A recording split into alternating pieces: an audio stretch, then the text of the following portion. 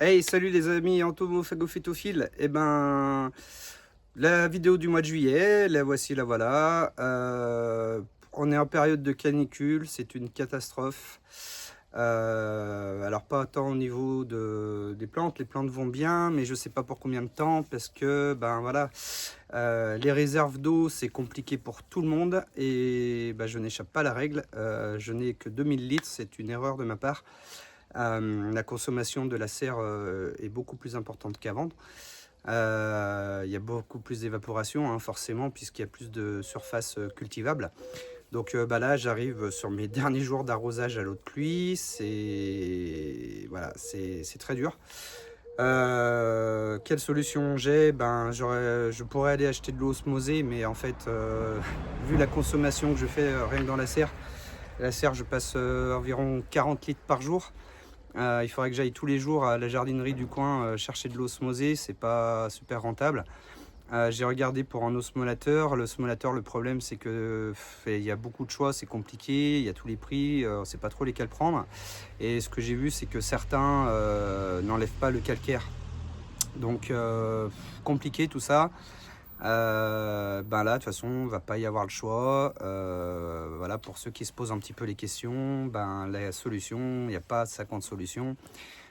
Si vous arrivez à récupérer de l'eau de pluie quelque part, c'est cool. Je vous déconseille l'eau de rivière, des choses comme ça, parce que il peut y avoir plein de choses dedans qui sont pas bonnes non plus. Donc la solution, c'est pas la bonne, mais c'est la seule que j'ai. Je vais être obligé d'ici 3-4 jours, je pense, c'est ce que je vais tenir, arroser à l'eau du robinet. Voilà, donc on peut le faire de façon un peu exceptionnelle. Là, j'espère que voilà, la pluie va arriver bientôt, mais j'y crois pas beaucoup au vu de la météo qui est prédite sur les 10 jours à venir. Mais ce qu'il faut retenir dans cette histoire, c'est que vaut mieux de l'eau de robinet que pas d'eau du tout. Il y a du chlore, il y a du calcaire, il y a des éléments minéraux, des choses qui sont vraiment pas forcément folles pour les plantes. Mais entre ça et un coup de sec, puis là le coup de sec, on parlerait vraiment d'un gros coup de sec. Donc voilà, c'est... Cet hiver, je me récupérerai une troisième cuve à 2000 litres pour avoir 3000 litres et pallier au prochain été. Mais là, voilà, faut gérer l'urgence. Et l'urgence, ça va être de mettre de l'eau du robinet. Donc, les sarracénias, tout ça, je me fais pas trop de soucis parce que ça fait déjà un mois que j'économise l'eau en arrosant les tourbières à l'extérieur à l'eau du robinet et il n'y a pas de problème. Par contre, là où ça risque de poser des problèmes, c'est pour les drosera et les dionnées qui sont moins tolérantes au calcaire. Mais voilà, comme je dis, mieux vaut de l'eau du robinet que pas d'eau du tout. Donc voilà, on verra sur la vidéo du mois d'août les conséquences. J'espère qu'il n'y en aura pas. Et surtout, ben, j'espère que l'eau finira par arriver, histoire de remplir un petit peu les cuves. Parce que voilà, donc ce que j'ai lu sur les différents réseaux sociaux et des différentes personnes, c'est qu'on rencontre tous les mêmes difficultés. On est la troisième canicule depuis cette année.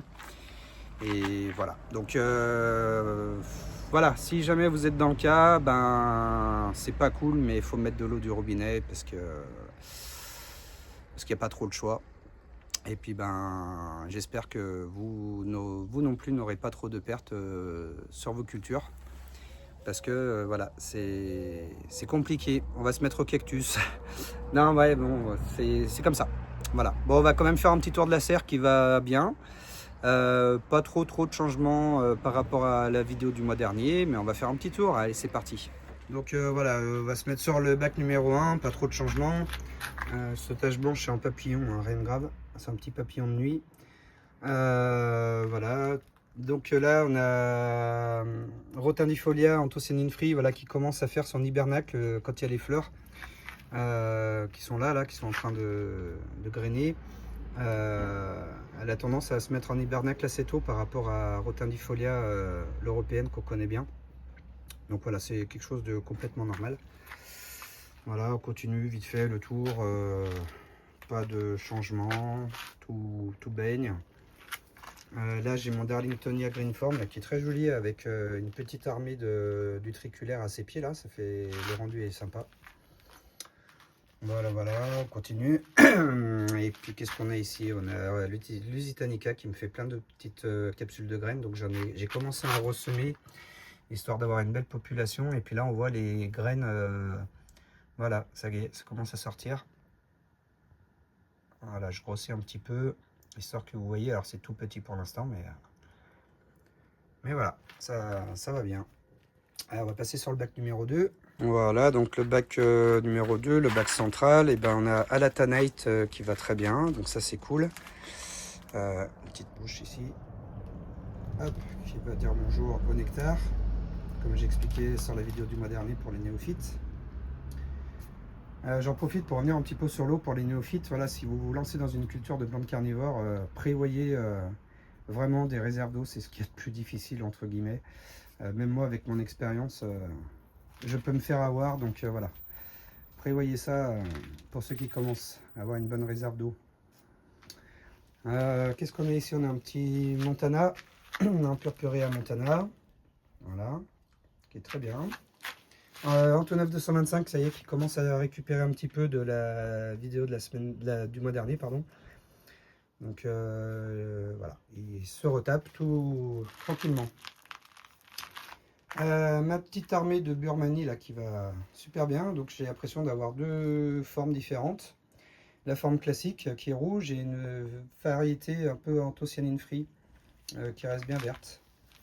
C'est ce que j'ai l'impression. Alors je ne me rappelle plus de ce que j'avais exactement avant, donc à mon avis j'ai dû pouvoir conserver les deux variétés. Primuliflora qui est là, qui me fait des petits rejets au bout des feuilles là, comme ça là, c'est cool. Planifolia qui est toujours au top, vraiment, quelle belle plante. Ici on a Soro qui se nourrit de fourmis en ce moment. Il y a des fourmis un peu de partout là, d'ailleurs on en voit là. Alors je viens de remplir les urnes donc c'est un petit peu mouillé. Et dans chaque urne il y a vraiment beaucoup de fourmis. Chasseuse de fourmis Soro. C'est vraiment celle qui en capte le plus. On continue avec l'Unifolia au fond, tout va bien, tout baigne. Le Darlingtonia Longfang qui va bien, qui est avec plein de petits rejetons à ses pieds, donc ça c'est cool, ça fera de la live pas tout de suite, hein, je pense au moins laisser au moins 2 ans, le temps que le système racinaire se forme correctement. Regia toujours au top, Hercule toujours au top. Ici je ne l'avais pas montré la dernière fois parce que j'ai mes Cephalotus qui sont dans le mur végétal, mais j'en avais mis un ici c'est Immerse Giant, et bah pareil, il est au top avec plein d'urnes à venir. C'est cool. Le bac du fond, ben, toujours mon Darlingtonia Ciuslo National Forest au top du top. Les petits cup traps, mes petites panniculas, je vous les représente pas trop, je vous les ai présentés pas mal la dernière fois. Les Elionphora toujours au top, pas de soucis. Des petits Drosera sud-africains, mon Madionné, pardon, pompon, qui fait un pompon rouge. Bah, je ne savais même pas que ça. Ok, ben c'est cool parce que bah, c'est super chouette. Moi j'adore, j'adore cette plante, vraiment. Qu'est-ce qu'on a? On a Miltonie là-bas qui va toujours bien. La dernière fois je ne vous ai pas fait voir, mais vous avez peut-être vu de vous-même, il y avait des petites fleurs ici sur Stylidium caespitosum. Donc là il en reste quelques-unes. Voilà, les Cephalotus au top. Donc là la dernière fois vous pouvez avoir des petits pièges qui arrivaient, bah ça y est, là ça arrive encore plus. On en voit plein qui arrivent. Donc c'est cool. C'est cool, ils vont toujours aussi bien. J'ai jamais eu des Cephalotus aussi beaux. Donc vraiment ils se plaisent dans le mur végétal. Le fait qu'ils ne soient pas au contact de l'eau. L'eau ruisselle par le mur végétal, mais il n'y a pas de stagnation et vraiment au top. Un petit coup sur le mur végétal là, voilà, tac, avec un petit Tillandsia ici que j'arrose là, voilà, je l'arrose une fois par semaine. C'est un Tillandsia qui ne craint pas le gel, donc c'est cool. Ça permet de décorer un petit peu la partie aérienne. Allez, on va aller sur le dernier bac, c'est parti. Alors, le dernier bac, rien de trop spécial. J'ai réussi à retrouver 2 petits biblis, donc j'ai réussi à les repiquer là-dedans. Parce que le semis, ouais, c'est vraiment trop sec pour que ça germe, donc ça a germé ailleurs. Donc je les ai piqués là. Et puis on va voir, sachant que j'en ai un autre. Hop. Voilà. dans ma potée de Dionée qui est là et qui est en fleurs. Donc celui-là, je le laisse vraiment tranquille ici. D'ailleurs, il y a quelqu'un qui est en train de se faire dévorer. Parce que là, j'ai une petite fleur, donc je vais bien le laisser pour pouvoir récupérer de la graine et pouvoir semer dans un autre pot l'année prochaine et repiquer là-bas. Donc celui-là, je lui fous la paix, histoire d'avoir de la graine. Voilà, voilà, ma petite potée de Dionée là, qui est de cette année. Ouais, c'est vraiment super cool. Donc voilà, il y a celui-là qui a été repiqué, et puis Drosophyllum toujours un là-bas, pas de souci. Et puis des Drosophyllum, j'en ai dans ma tourbière dehors, donc voilà, je sais que j'aurai de la graine, tout va bien. Bon, la petite forêt de Binata, toujours classe, pas de souci. Et puis on va s'attarder un petit peu sur le Wakamao, qui est juste waouh. Voilà. Wakamao, c'est le Sarracenia que j'ai mis le plus exposé de la serre. C'est lui qui prend en premier le soleil. Parce que pour atteindre ses couleurs, il lui faut vraiment de la lumière. Voilà, sinon il peut être un petit peu fade, un petit peu terne. Alors que là, ben, voilà, il y a un joli contraste entre l'intérieur du tube et l'extérieur. C'est vraiment une plante voilà, d'un rouge vif, magnifique. Et, voilà, donc une plante vraiment très cool à regarder.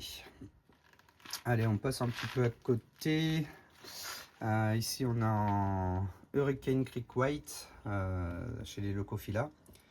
C'est le clone F, voilà, une belle urne bien blanche, bien jolie. Voilà, et puis là, on n'est pas encore à la belle saison, parce que les Leucophila, vraiment, la belle saison, c'est l'automne. Hein. Qui c'est qu'on a? Allez, ici, on a une Dionea L4, voilà, très très sympa. J'adore cette Dionée. Sarracenia Purpurea Dracula. Alors elle, je peux pas lui remplir trop les urnes parce qu'en fait ça couche les urnes. Le poids de l'eau fait que voilà, les urnes sont couchées comme là. Elles sont pas forcément érigées. Voilà, c'est peut-être une de ses particularités, mais ouais, du coup je les remplis pas trop. Mais bon, c'est comme ça. Bon, les Medrosera tempérés, pas de souci. Là, on va remonter. Hop, c'est Leucophila Dione. Pareil, les locaux, je garde un petit peu sous le coude pour les vidéos de l'automne. Parce qu'ils seront vraiment splendides à cette époque-là. Donc je reviendrai dessus cet automne. Voilà, des grandiflora. Là, on arrive sur la période où ça forme l'hibernacle. Hein, donc c'est pas mort. Hein. Là, si je me rapproche, vous voyez, il y a le cœur qui est vert. Ça va faire l'hibernacle pour se protéger de la chaleur et repartir au printemps prochain. Voilà, la forêt de Capensis, tout en fleurs, toute belle, c'est waouh. Très très joli. Avant, je coupais tout, les fleurs, tout ça, mais là, je laisse un petit peu. Voilà, ça fait vraiment. Après, je viendrai y couper, voilà, parce que comme j'avais dit la dernière fois, je veux pas que ça graine de partout. Donc voilà, je laisse encore un petit peu, puis après, je couperai tout. Le Sarracenia Purpurea Mirror Black, pardon, qui est waouh. Qu'est-ce qu'il est beau. Enfin, j'ai déjà dit plusieurs fois qu'il était beau, mais oui, parce que je le pense. Il est chouette. Un petit Drosera aussi, je sais pas si je vous l'avais dit la dernière fois, qui est dans le tronc de l'arbre, c'est Rotundifolia furcata. Voilà. Je l'avais séparé des autres Rotundifolia pour être sûr de voilà, que ça se mélange pas. Et la particularité de furcata, même si là il n'y a pas la fleur, c'est que la fleur elle fait une double inflorescence. Donc voilà, mais là je peux pas vous le prouver parce que il n'y a pas fait de fleurs cette année. Mon Darlingtonia South Fork Road, voilà, toujours aussi joli, incroyable. Le petit Drosophyllum qui avait popé là, ben, il pousse vraiment bien, donc je le laisse parce que pareil, ça me fera de la graine. Et puis on verra comment il tient dans le temps. Il me dérange pas trop ici. Il est entre Darlingtonia Red Alpine Farm et mon petit Tassina. Donc bon, il a sa place. Je le laisse. On verra comment il évolue. Mais je doute que dans 2-3 ans, il soit encore là. Moi, je lui donne 1 an, 2 ans maximum.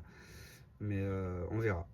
On verra. Après, c'est très dur à garder dans le temps, les drosophyllum. Il faut vraiment cultiver ça un petit peu comme une annuelle ou une bisannuelle.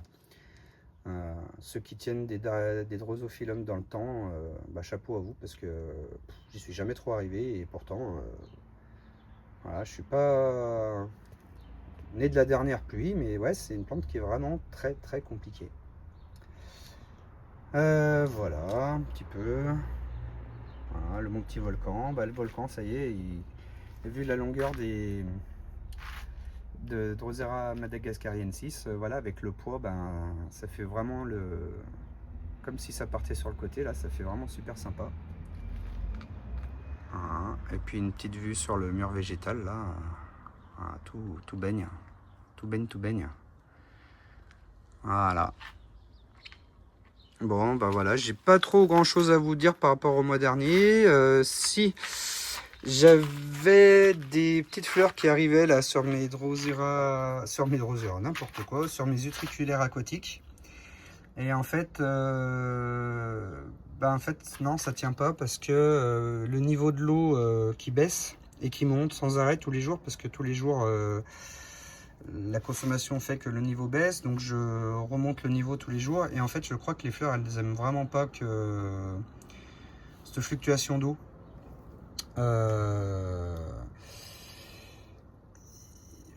Ouais, ça, enfin, en tout cas, j'ai remarqué que j'avais des fleurs et qu'elles y sont plus, je pense, à cause de ça. Que le fait que le niveau il monte et il descende dans un lac ou un étang, le niveau bouge beaucoup moins et beaucoup moins rapidement.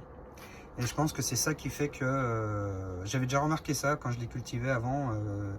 Les mouvements d'eau, ouais, ça fait tomber ça fait coucher les fleurs et ça aime pas. Donc je suis un peu déçu de ne pas vous présenter les fleurs de cette utriculaire. Mais c'est comme ça, après j'en ai mis dans le bassin. Du coup on verra si celle du bassin arrive à fleurir. Mais voilà. Et ben c'est tout pour moi pour cette petite vidéo. Voilà, le sujet principal c'était vraiment la flotte, donc essayez vraiment de vous constituer une bonne réserve d'eau et parce que voilà, ça peut être vraiment très compliqué et l'eau de pluie c'est vraiment la meilleure eau qui soit pour nos plantes. Donc voilà, je fais un petit tour voilà, pour finir en image et voilà. Donc je vous souhaite un bon été. À tous, faites bien attention à vos plantes, à l'arrosage, tout ça. Si vous partez en vacances, n'hésitez pas à demander à des copains, de la famille, des voisins de venir arroser vos plantes parce que coup de sec, c'est non négociable, il n'en faut pas. Voilà. Allez, je vous dis au mois prochain et vous embrasse tous. Passez de bonnes vacances. Salut.